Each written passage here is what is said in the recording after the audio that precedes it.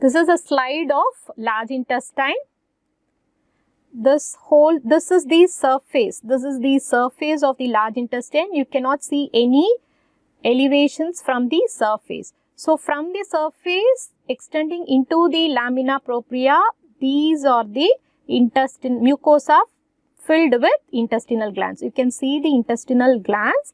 Since the intestinal glands are also lined by the goblet cells, you can see numerous goblet cells, the empty appearance of goblet cells. So, that is the differentiating point for large intestine. When you see numerous goblet cells, then it is a slide of large intestines. This one is the submucosa and this is the muscularis externa. Histology of vermiform appendix. The histology of vermiform appendix is same as the histology of other parts of large intestine, except that Taenia coli are absent and the submucosa is completely filled with lymphatic tissue. You can see here the submucosa. This one is the muscularis mucosa here.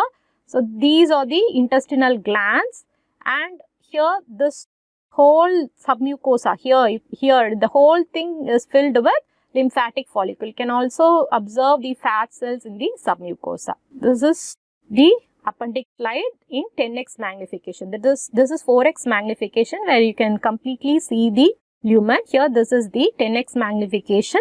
This is the surface of appendix. So, these are the glands. So, these are the intestinal glands. You can see the intestinal glands, numerous goblet cells lining the surface as well as the glands. And this one is the muscularis mucosa. Here it is not seen as the lymphatic follicle is extending into the submucosa. This one is the lymphoid follicle in the submucosa and you can also observe the fat cells in the submucosa. Here can observe the fat cells in the submucosa. Comparison of histology of small intestine and large intestine. In large intestine, the mucosa is smooth because there is no plica circularis, no villus, and the cells lining the surface and the intestinal glands, there are more goblet cells, no palate cells. And apart from this, the large intestine has Taenia coli, which is not seen in the small intestine. In the small intestine, there is inner circular and uniform outer longitudinal layer.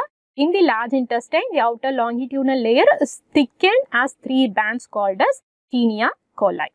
So, Taenia coli may not be visible under the microscope since we can see only a part of mucosa and the submucosa. In some, we may see the Taenia coli, but it is not the identifying point for the large intestine when you are viewing under the microscope.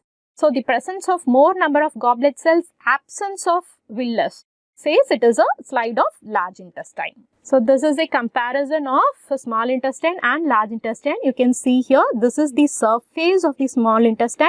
The elevations from the surface are villi and the lamina propria has intestinal glands. Here, the lamina propria has intestinal glands, but they do not have any elevations from the surface. So, the surface is smooth. You can see only the openings of the intestinal glands. So, that is the main difference between small intestine and large intestine.